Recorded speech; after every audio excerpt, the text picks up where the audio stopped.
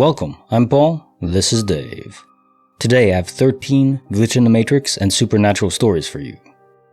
We start where it's painted, alive, flailing.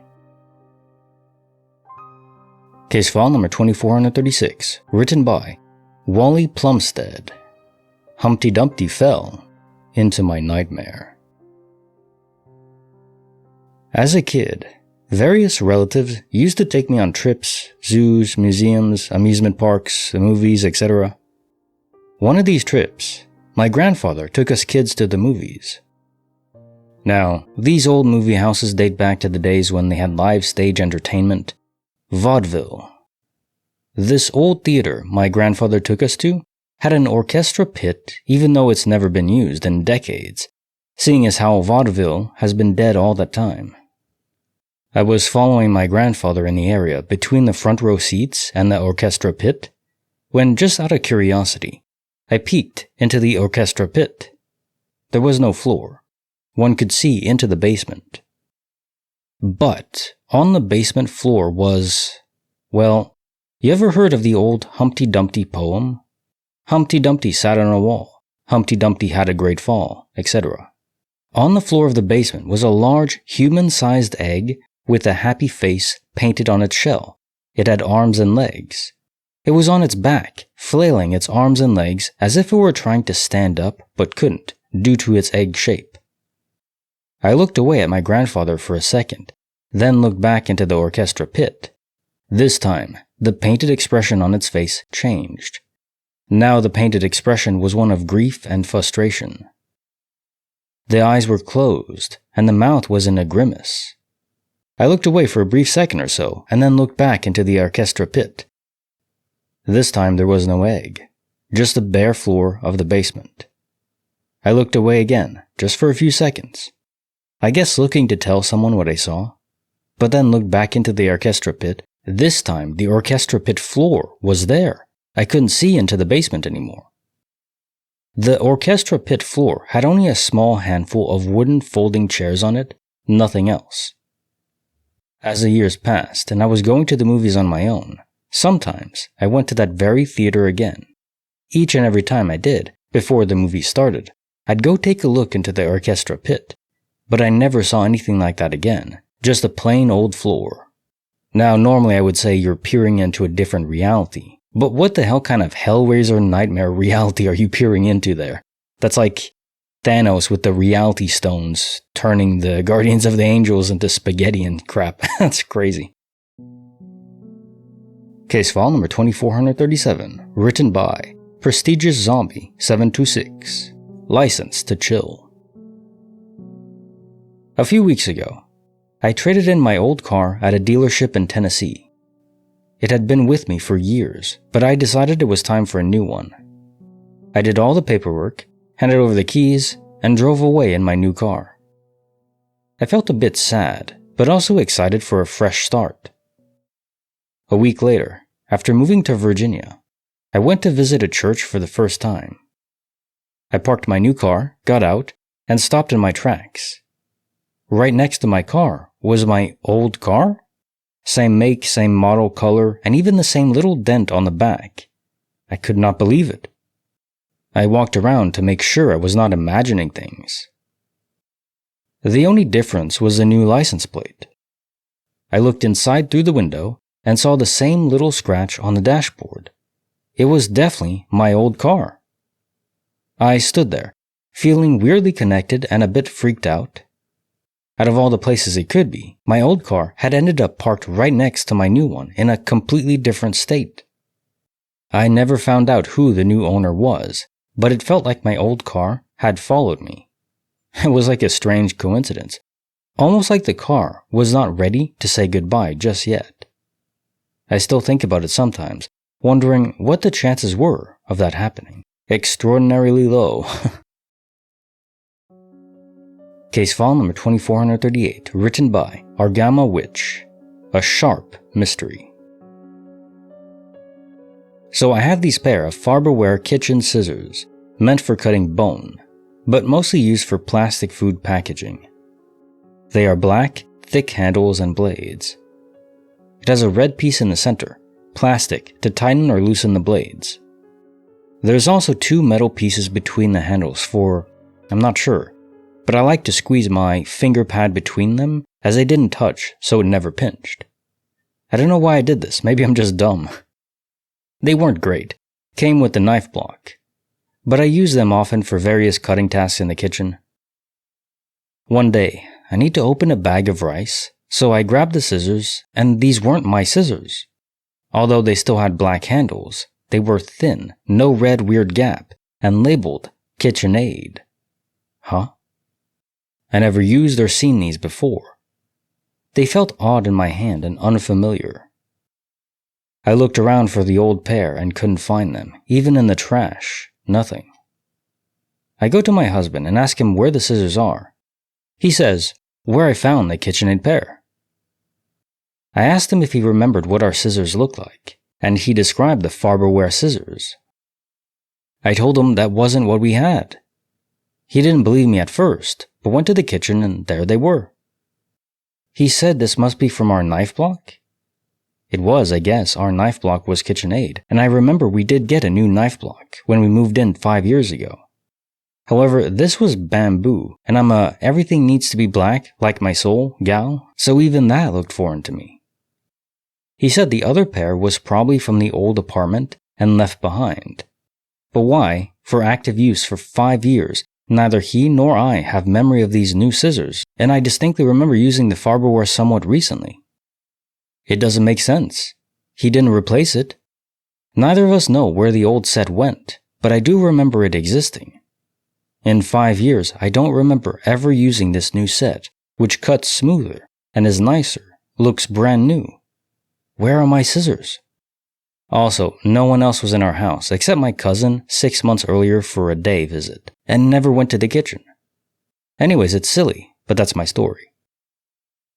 Don't worry, it's not silly. It's pretty commonplace. DOP.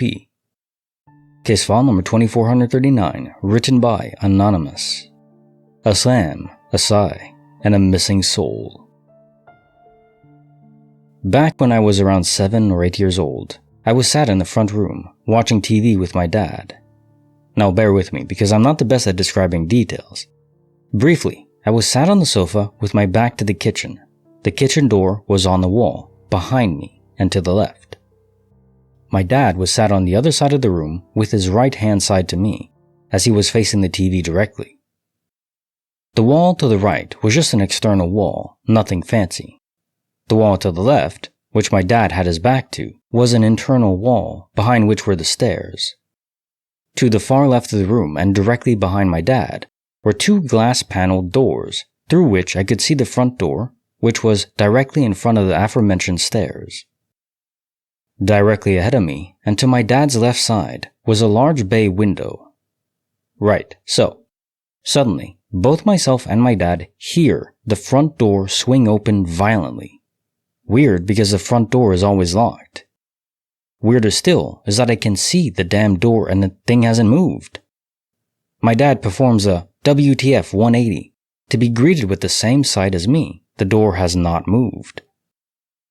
A second or two later, we hear the door, which still hasn't bloody moved an inch, slam shut with such force it vibrates the damn wall.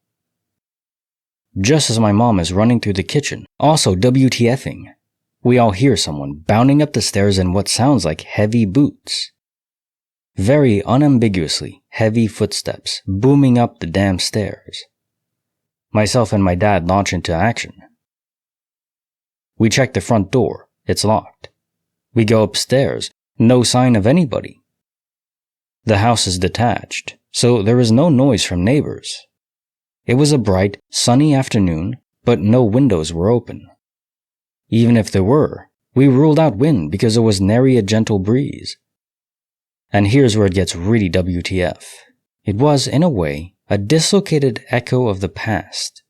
You see, that very scene used to play itself out about 14 miles away at my grandma's house on a fairly regular basis. My uncle, her son, would come in after a long day and slam the door as he went and bounded up the stairs in his heavy Doc Marten boots. Weeks before we heard this auditory phenomena, said uncle deleted his own life. That one sticks with me. Always has, always will. That's sad. The echo, indeed, of the past. Case file number 2440, written by Immediate Ad 8852. Objects in mirror may belong to a different timeline. Okay, so first things first. Keep the temperature in the car a little lower and make sure you're well rested before driving, please. As you might guess, yes, it's one of those car accident stories, but I really want to share my experience. It was the day after my birthday, and I had spent it with my girlfriend at her place. I had to wake up around 5 a.m. to go to work, but I didn't feel tired or anything.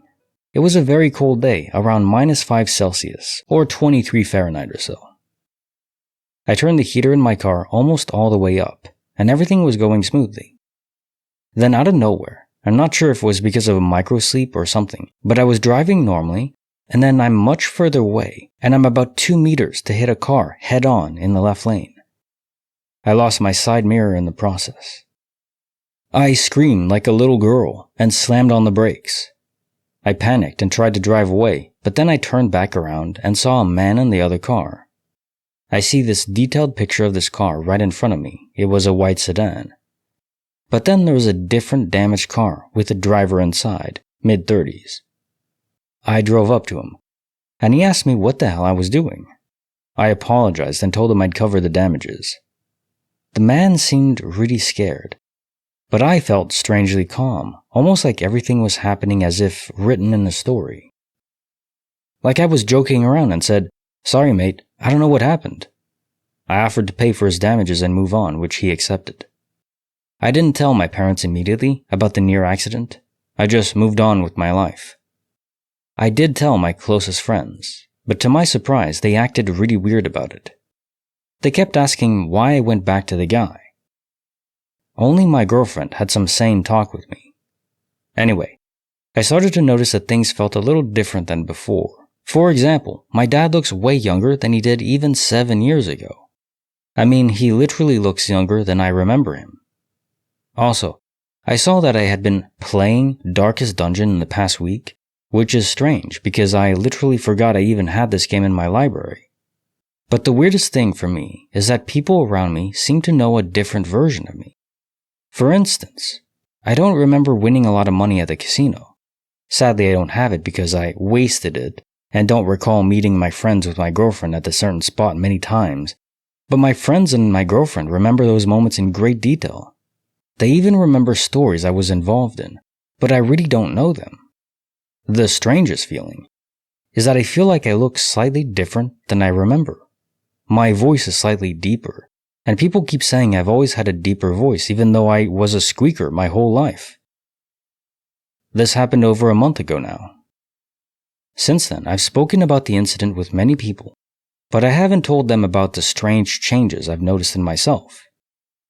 I try to just ignore those things, but sometimes I feel really isolated and as if my past was changed to avoid this car crash. Yeah, I can see how you might think your past was changed, but you're just in a different universe, a different timeline. You can think of the multiverse as simply time branching out at every opportunity where a choice or different action could occur, so that everything that could possibly happen does happen in a different universe. Now, you can imagine, if you get down to the quantum level, where a quark might go up or down, and that is a difference that could happen. Things of that nature mean that there's so many multiverses that it's not technically infinite, but it almost is. And then there's so many variations. Well, I like to speculate that the further out you go in a multiverse ocean, the more different things are, but I don't know if that's true. Kinda seems like it. Most of the time when people transfer over via quantum immortality, so you die, your soul goes to a different copy of yourself, they usually are very similar universes. But that might just be random, I don't know. In this case, your universe is very different, so maybe it's just random, maybe you did go very far away in the multiverse ocean. I think the worst difference, though, for you is knowing that you won a bunch of money, but the other you spent it all, wasted it. I don't know how much we're talking about, but if it's a life-changing sum, that sucks. That's hard to live with. Case file number 2441, written by No Name for Life. the chill on my cheek. Last year, something weird happened. It was late at night. I don't remember the exact time, but it must have been about 2 a.m.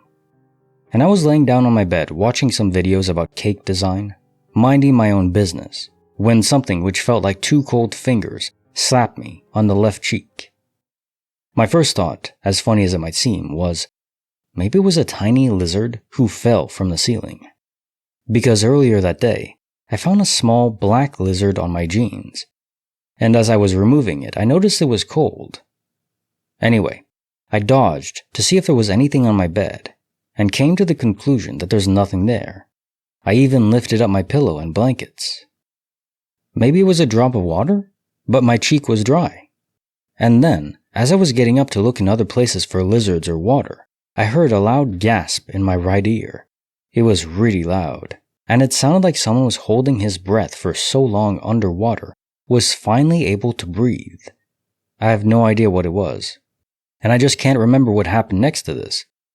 The last thing I remember is to be terrified and prepared for something else to happen, but I can't remember to turn off the computer to lay down on my bed and fall asleep peacefully. It's like the memory after that happened was erased somehow. Well, we do self-block memories that are traumatic, so make of that what you will. Case file number 2442, written by 707 River Rat. The night the sky took a picture of us. Camping with a few friends. Friend and I take a few beers down to our fishing poles. We'd been catfishing for hours, and kept hearing the bells go off, but couldn't land a fish. We each sit down next to our poles, and eventually, we both lay back to look at the stars. As we're shooting the crap on UFOs and the supernatural, a blinding light appears for a split second, right above us, maybe 40 or 50 feet in the air. It was as if a flying, invisible person with an invisible camera had taken a picture of us. My friend and I both freaked out and started yelling to our other friends to ask if they'd seen the light. They had not. We sat there in amazement for a while, talking about it. My friend's son then joined us. He checked on his pole and then sat down next to his dad while asking, "What were you guys yelling about? Holy crap!" It happened again. The second time, I thought the light lasted for a second or two longer, but my friend swears it was there for the same length of time. It hadn't moved either. It was still right above us, and no higher than we could throw a rock. We never saw it again, though. I have no idea what this would be. Can't be a drone because those are very noisy. A UFO actually taking pictures? But why would aliens care? Why would they have a flash like that? Case file number 2443, written by Righteous Kumquat. The Undead, Spongebob Squarepants. My earliest weird experience was when I was a toddler in one of those mobile bouncy chairs hopping around in the backyard with my then 5-year-old sister and mom. The phone rings and Mom runs to go grab it. In the few minutes she's gone, I manage to bounce my way across the yard and into the pool. My sister hears a splash and her first instinct is to jump in after me. She's always had a strong maternal instinct when it comes to my brothers and I. When a black, distorted figure appears next to her, telling her not to save me and that I would be fine on my own. Thank God she ignored this apparition and jumped in and grabbed me. My mom returns about 2 minutes later to my sister practically drowning herself trying to keep me above water. I'm so thankful for her. Another time, when I was about 12, I was finally granted the allowance to stay home, alone, for a few hours. My mom was leaving for the grocery store and was only to be gone for a few minutes. I insisted on staying home, and she granted my wish. I remember sitting in a swivelly chair, watching some show on the telly, with my ponytail draped over the back of the headrest. A few minutes after my mom left, I felt what I thought was a light tug on my hair, which I quickly disregarded as my hair being caught on something, and presumed watching whichever show was on at the time. Then a few moments later, I felt a tug. At this point, I freaked the hell out, and ran into the kitchen where I waited for my mother for an hour. Later on, I examined the chair to see if in any way my hair could have been just caught on something, but the chair is a solid shape made of velvet. A few years later, we got a dog who would stand at the top of the stairs growling and barking at a specific corner of the house where the TV used to be. A few months later, it was my older sister's birthday, and her boyfriend at the time had given her a Spongebob balloon. My sister freaking loved Spongebob, so she kept the balloon until it was practically deflated on the floor. One day, my sister and I were doing our makeup for fun. The closet doors were mirrors, when the balloon all of a sudden rose from the other side of her room and quickly floated at us, hitting me in the back of the head. My sister and I freaked out, but then later decided there must have been a strong draft in the room. Until later in the week, my younger brother runs down the stairs crying as a balloon turns the corner of the hallway, then proceeds to follow him down the stairs. My sister and I grabbed knives after that and slashed the balloon to shreds. Now, when I see SpongeBob balloons at the grocery store, they scare the crap out of me. Last instance I can remember right now is a conversation I had with my sister about 2 years ago. My sister and I's rooms were right next to each other, and my closet wall was her wall at the head of her bed. I confided in her that when I was a teen I would sometimes wake up in the middle of the night and see a shadow-like male figure in the corner of my room, near my closet. My sister was shocked and told me she regularly experienced the same thing too. Flash forward 6 months after we moved out, and I discovered that the son of the previous tenants deleted himself in my closet. Yeah, that SpongeBob experience would freak me out. Balloons don't just self-inflate like that. Case file number 2444, written by Indigo Yoshi. One last trip, one last suitcase. The night my grandmother died, I heard voices coming from her room. The only people in the house were me, Grandma, and my mother. It was about 1 o'clock in the morning, and I could hear my mother snoring in the other room, so I knew she wasn't in there talking to Grandma, and I would have recognized her voice if she was. These were voices I did not recognize. Furthermore, one of them was distinctly male. I very clearly heard my grandmother say, "Oh, how have you been?" And the male voice responded too low for me to make out the words, but my grandma sounded so happy to be chatting with him. By this time, I had gotten up and had my hand on the doorknob, about to go into her room and investigate what the hell was up, when I heard a female voice, not my grandma, saying, "It's time to go now." I heard that, and my whole body just froze. It's hard to explain, but I had just this terrible, frightful sensation that it would be very, very bad for me to open that door right then. Like walking in on your parents having sex, only with some kind of terrifying ghost thrown in for extra horror. I just backed away very, very slowly, and went into my mom's room instead. It felt so cold all over, like I had been standing outside in a snowstorm, so I got under the covers and just laid there until my mom woke up. Then I told her I thought Grandma was dead. She was. I still miss her. Even though it was terrifying for me, hearing that exchange has made me less scared of dying. Grandma wasn't scared of the voices, she was happy. She wanted to go with them. I hope she comes with me when it's my time.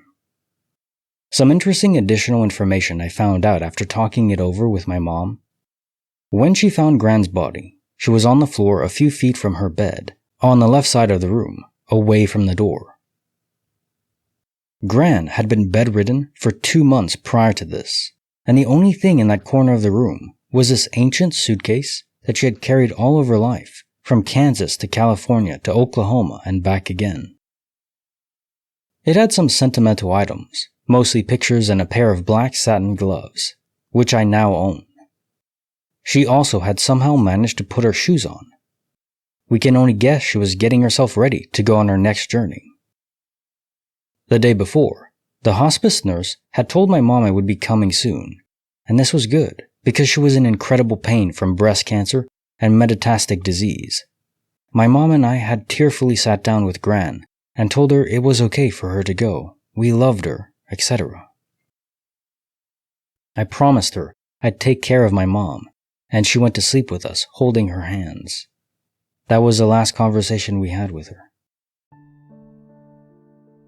Case file number 2445, written by Because Soft. Dreams, Cats, and Grandpa's Hand. My grandfather had ALS for many years. He was completely paralyzed and unable to communicate verbally, but his mind was fully functional. We were always close. When my family was between homes, and there weren't enough beds in my grandparents' house to accommodate both my family and my uncle's family, I ended up sleeping out of necessity in the king-size bed with my grandparents. Me and my grandpa would get up at 6 a.m. together before everyone else and make orange juice for my grandmother.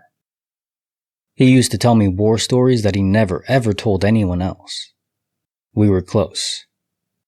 While he was sick, and I lived half a country away from him, and I always had amazing dreams and nightmares. I had night terrors as a young child. Most nights, I have nightmares that I either remember or hear about from whoever lives with me. Apparently I scream, cry, and induce fear in anyone who stays in the same house with me, every night. So with my dreams when Grandpa was still very alive, yet completely immobilized, I'd have dreams as always where I'm terrified and trying to escape whatever horrible thing is chasing me, or what evil thing that has a hold over my dreams almost every night is winning the fight. But there were a few times, more than a few nightmares, wherein Grandpa would unexpectedly, and almost like an anachronism or ridiculous plot twist, just show up at the worst nightmare sequence, and he'd take my hand or lead me away and somehow save me from the evil thing that was consuming the dream. I remember specific dream memories where he was holding my hand and walking me away from something terrible that I didn't commit to dream memory. Each time this happened, I'd ask him, "Wait, aren't you sick? How are you walking and talking and holding my hand?" Seriously, he'd answer, "I am sick, but don't worry about it." And we walk away from whatever evil was threatening me. After he passed away, these dreams stopped. My grandmother was still alive. I made her a drawing done in water-soluble crayon of my grandfather and framed it archivally. She hung it up in her house. The house sat under 12 foot of water for 2 weeks from Hurricane Katrina. She and I laughed that it was lost. The only salvageable thing from the house was that drawing that had somehow shed its archival frame and sat untouched on top of a piece of furniture during the flood. A year and a half prior, I stayed with my grandmother for a week in that house that Grandpa built 60 years earlier. I had nightmares every night there for a week, and they all took place in that house. The only one I remember was that the dresser from the master bedroom was in the hallway, blocking the room. I walked into my grandmother's bedroom, and it was coated in mold. She was dying on the bed, which was moldy too, and there was a cat there, taking care of her and telling me that she was okay. After the hurricane, and I saw it for myself, the dresser had floated in the flood down the hallway to settle in the exact place I had dreamed it. I climbed over it and looked into the bedroom, which I couldn't access. It matched my dream, mold and all. I still dream about cats here and there. I've had a few cool as hell cats since then. But that was the first dream I ever had wherein a cat was important. Also, Grandpa always got adopted by cats. Over the years, he probably had about 15 different cats that lived under that house. The cat in that dream was a tuxedo, the same as my current cat, the same as my mother's cat when she was a child.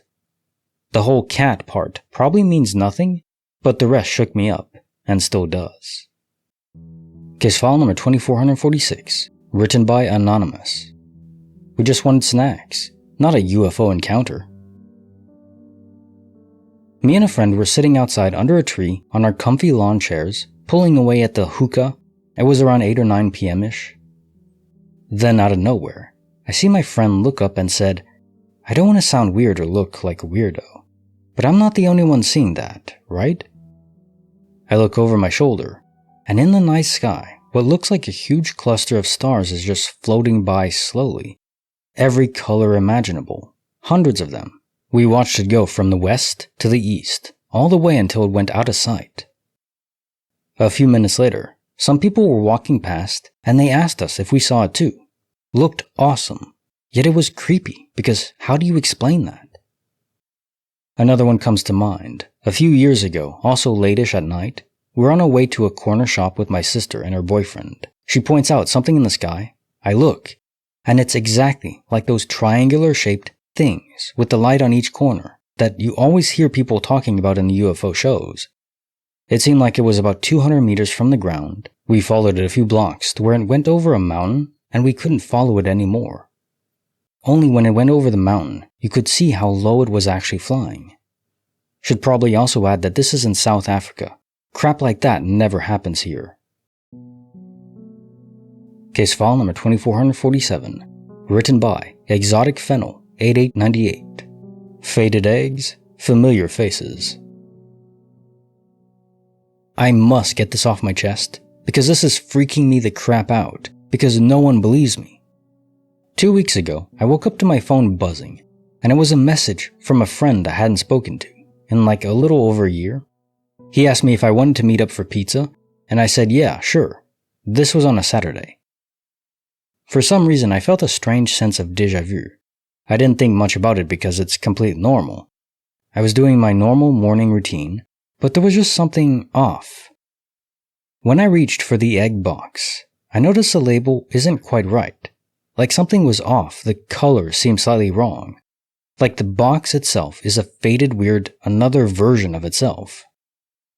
It's as if someone swapped out the image with a poorly edited copy, but I don't think too much of that either. Later, when I was in my car, I pulled up to a red light. The car next to me seems oddly familiar. I look over, and for a split second, the person driving appears to be me. It's not a twin or someone who looks similar. It's just me. Just a version of me slightly off, wearing different clothes and with a different expression.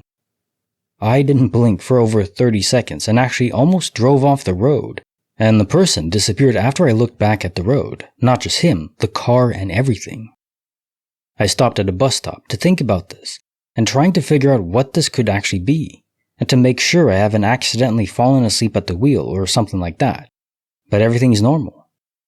Just to be clear, I was not drunk, high, or anything. I don't do drugs or drink because I have epilepsy. I have good health and eat healthy. I'm a personal trainer. I'm just so stressed about this and I don't know what to make of it. Honestly, this is a weird one for me because quantum immortality sort of does fit, with the different versions of the egg carton and things just being slightly off. But seeing yourself as a doppelganger? Well, it's not your physical body that moves over to a new universe. It's just your soul. So you should be in that version of him that you saw while driving, if it's quantum immortality. Or maybe it went wrong somehow. Case file number 2448, written by CM 1961. I came for my taxes and found a glitch.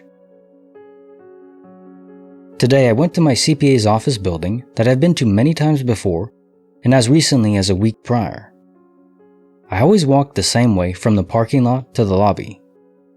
I arrived at the lobby and took the elevator to the 5th floor. When I entered the hallway, it was familiar but felt different. I walked down the hallway to where the office is, and it wasn't there, just a solid wall where the door should be. So I walked back to the elevator, thinking I was on the wrong floor. I looked at the floor number, and it was indeed 5. I looked both ways, and the other offices had different names, but it seemed like no one was in those offices. It felt empty. I went back to the elevator and pushed lobby. I rode down to the lobby, and when the door opened, there was a bank there now. I got out and looked around and was very confused.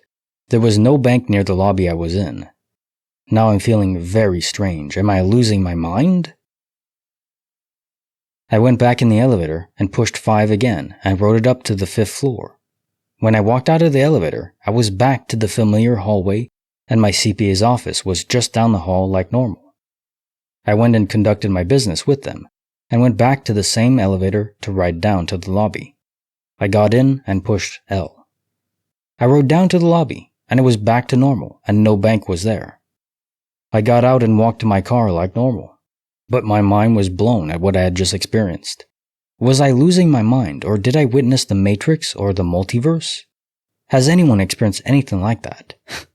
Tons of people. Just comes down to saying, elevators. If you know, you know. Now time for the jokes of the day. At a job interview, the company director asked a candidate, "Why are you asking for such a high salary when you have no experience in this field?" Candidate, "Well, the job is much harder when you don't know what you're doing." I just realized that the word 7 has even in it. That's odd. Trump likes to think he's a visionary, like Steve Jobs. But that's like comparing an orange to an apple. What do you call the most famous cow of all time?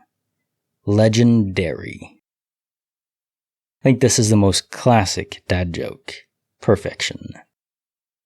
I showed my damaged luggage to the lawyer and said, "I'd like to sue the airline." The lawyer said, "You don't have much of a case." Like the video, subscribe, hit the bell. Kinetic Symphony signing off.